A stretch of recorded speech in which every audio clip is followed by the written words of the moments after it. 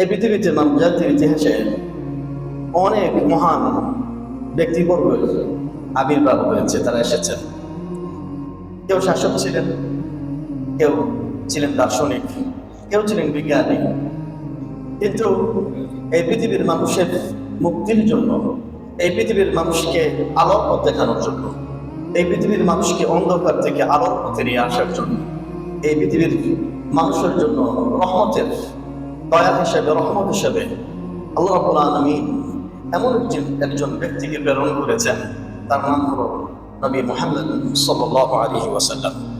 আল্লাহ রাব্বুল আলামিন তার প্রিয় হাবিব মুহাম্মদ সাল্লাল্লাহু আলাইহি ওয়াসাল্লামকে পুরো বিশ্ববাসীর জন্য রহমত হিসেবে তিনি প্রেরণ করেছেন। এই নবী শুধুমাত্র মুসলমানদের নবী নন, এই নবী গোটা বিশ্বের মানব জাতির নবী।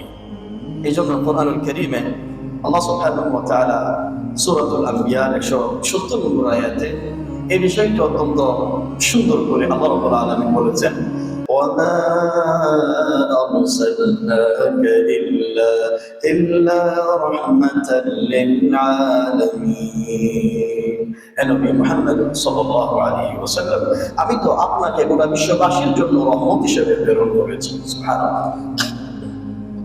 আল্লাহ রাব্বুল আলামিন নবী মুহাম্মদ সাল্লাল্লাহু আলাইহি ওয়াসাল্লামকে পুরো বিশ্ববাসীর উপর প্রেরণ করে পুরো বিশ্ববাসীর উপর তিনি দয়া করেছেন, আমাদের উপর তিনি দয়া করেছেন, পুরো বিশ্বের মাখলুকাতের সৃষ্টিকুলের উপরে তিনি আল্লাহ রাব্বুল আলামিন দয়া করেছেন। তাহলে নবী মুহাম্মদ সাল্লাল্লাহু আলাইহি ওয়াসাল্লামকে জানা, তার বিষয়ে জ্ঞান অর্জন করা, এটা কোনো মানুষের জন্য, কোনো মুসলিমের জন্য ঐচ্ছিক কোনো বিষয় নয়, ঐচ্ছিক কোনো বিষয় নয়, বরং মুসলমানদের ঈমান, মুসলমানদের জীবনের আবিচ্ছেদ্য অংশ হলো নবী মুহাম্মদ সাল্লাল্লাহু আলাইহি ওয়াসাল্লাম সম্পর্কে জানা। তার সম্পর্কে জানা মানে কেবল ইতিহাস জানা নয়, বরং নিজের জীবনকে, আমাদের জীবনকে, আমাদের পরিবারকে, আমাদের সমাজকে, আমাদের রাষ্ট্রকে তার জীবনের আলোকেই পরিচালনা করার জন্যই তার সম্পর্কে আমাদের জানতে হবে।